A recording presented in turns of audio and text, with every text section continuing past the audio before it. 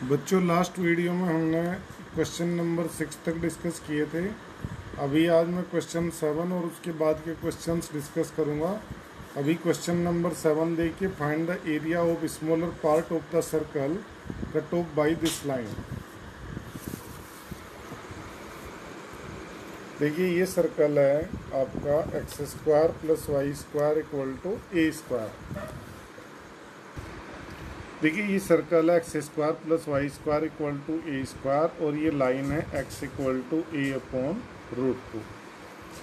तो आप इसकी रफ फिगर बनाएंगे तो वो कुछ ऐसी बनती है। ये तो सर्कल है आपका जिसका सेंटर, ओरिजिन और रेडियस कितनी है ए। तो ये A0 और ये 0A। ये कोई लाइन है वो जिसकी वो बात कर रहा है, कौन सी, X equal to A upon root 2। तो आपके इसमें ये दो एरिया बनते हैं, एक ये वाला है और एक ये वाला है। ऐसा कर देते हैं, ये 0 से ए अपॉन रूट 2 तक है और ये ए अपॉन रूट 2 से ए तक है। आप दोनों एरियाज निकाल सकते हैं। देखिए,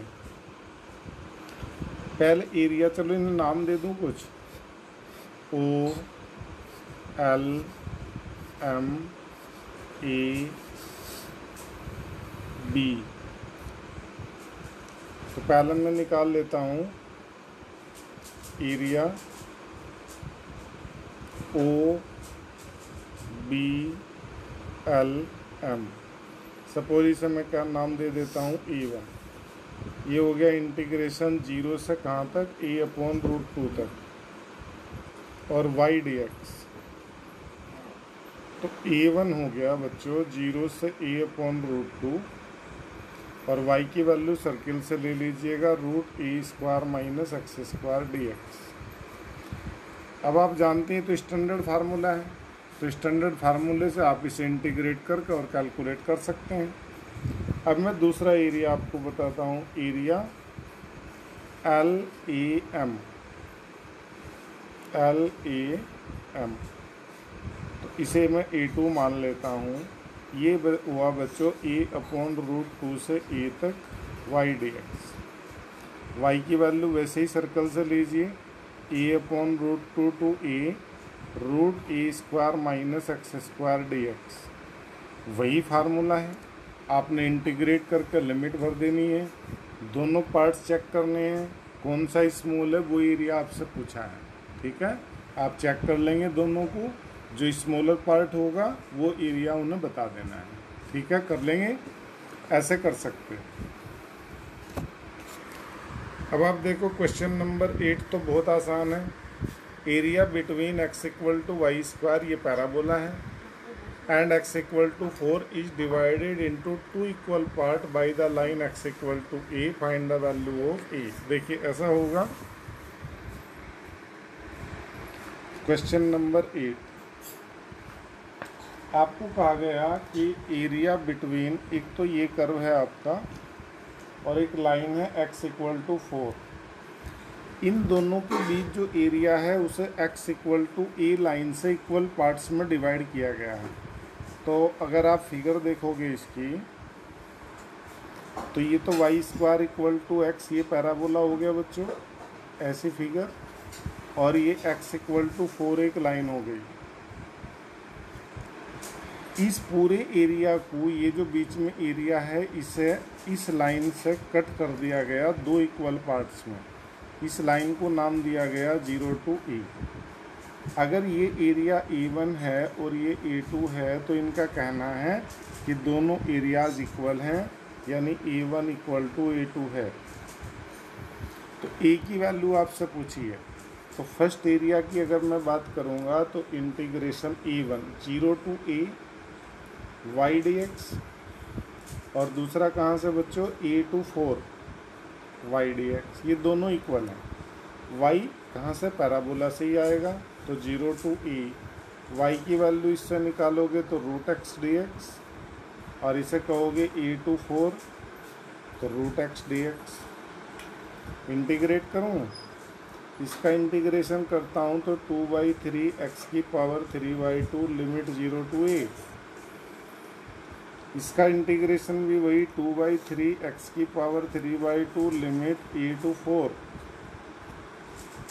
अब अगर मैं इसे देखूंगा बच्चों तो ये 2/3 a की पावर 3/2 इक्वल टू x को अपर लिमिट रखता हूँ 4 मीन्स 2 की पावर 2, तो 2 से 2 कैंसिल, 2 की पावर 3 मीन्स 8 2 जा 16/3 माइनस लोअर लिमिट रखूँगा तो 2/3 a की पावर 3/2। ये पूरा इधर ले आओ तो 4/3 a की पावर 3/2 इक्वल टू 16/3। 3 से 3 कैंसिल हो जाता है और a की 3/2 इक्वल टू 4 हो जाता है। तो a इक्वल टू कितना बच्चों 4 की पावर 2/3। अब बताओ इसे कैसे करूं मैं। 2 की पावर 2 हो जाता है तो ये बन जाता है 2 की पावर 4/3। आंसर जरा मुझे चेक करना पड़ेगा। ये आंसर है बच्चों, ये यहाँ छोड़ा हुआ है तो ये करेक्ट है आंसर, इसकी ज़रूरत नहीं है आगे करने की, तो यहीं पे इसे छोड़ सकते हो। अभी आप देखिए आगे, जैसे ये question, find the area of the region bounded by this parabola and this one. Question number है ये आपका 9। देखिए y equal to x square ये पैराबोला है, दूसरा कर्व है y equal to mod x. Mod x को आप डिफाइन कर सकते हो कि -x when x less than 0 और ये +x when x greater than 0। y equal to, तो पहले इसकी एक रफ फिगर आप बनाइए। y equal to x square तो बच्चों ये वाला पैराबोला हो गया, और y equal to -x line और y equal to +x line, ये line y equal to +x line हो गई 45 डिग्री से जाएगी, और ये लाइन दूसरी y equal to -x line हो गई, y इक्वल टू x और y इक्वल टू -x। आपसे पूछा ये एरिया इधर भी है सेम, तो ये निकाल दूंगा मैं और इसका डबल कर दूंगा। तो आप उसके लिए ये पॉइंट देखोगे, पॉइंट ऑफ इंटरसेक्शन निकालोगे। पॉइंट ऑफ इंटरसेक्शन निकालना बच्चों, पॉइंट ऑफ इंटरसेक्शन। तो y की वैल्यू x इसमें रख दूंगा मैं, तो ये बन गया x square equal to x. इसे सोल्व करो तो x की वैल्यू 0 और 1, तो 0 यहाँ के लिए है और 1 यहाँ के लिए है। जब x 0 तो y 0 ही होगा, और जब x 1 तो y 1 होगा। कोई से में भी रख सकते हो, चाहे इसमें चाहे इसमें, जो कर्व थे। तो अब आप देखो, ये एरिया मुझे बताना है जो शेडेड है, तो पहले मैं लाइन और एक्स एक्सिस के बीच निकालूंगा, और इसमें से ये नीचे वाला माइनस कर दूंगा जो पैराबोला और एक्स एक्सिस के बीच है। तो आपका ये एरिया बाउंडेड बाई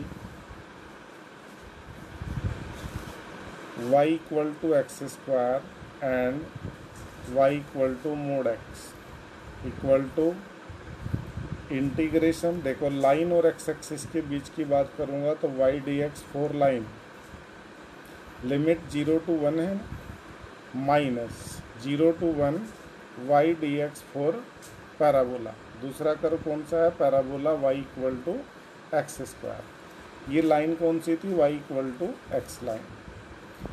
और इसमें देखो बच्चों इतना ही एरिया इधर है, तो मैं इसे डबल कर दूंगा। तो 2 इंटीग्रेशन 0 to 1 y की वैल्यू इससे x dx minus 2 integration 0 to 1 y की value x square dx। Limit भर दोगे एक्स स्क्वायर बाई 2, इंटीग्रेट करो पहले, और ये x cube upon 3, limit 0 to 1।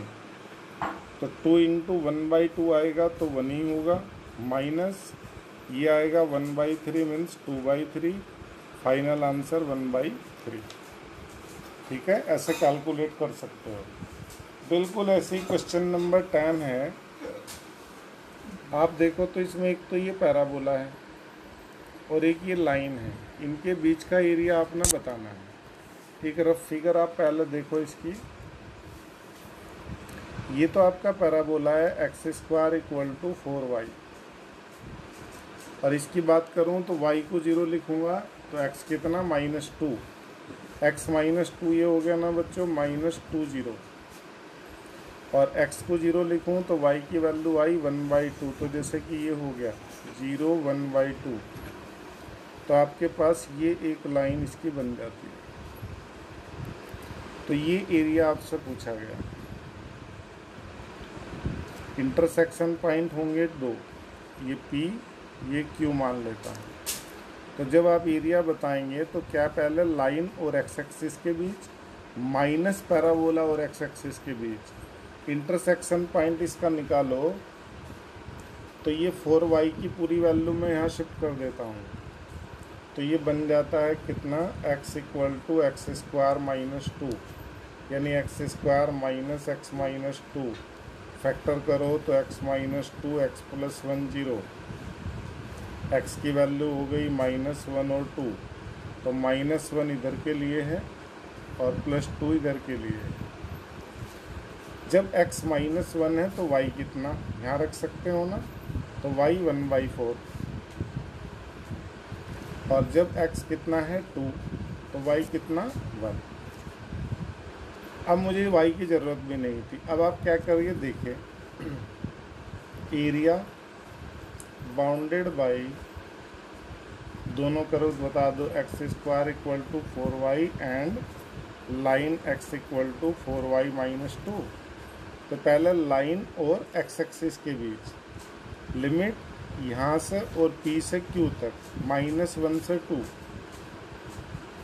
y dx किसके लिए 4 लाइन थी x = 4y - 2 माइनस पैराबोला और एक्स एक्सिस के बीच y dx 4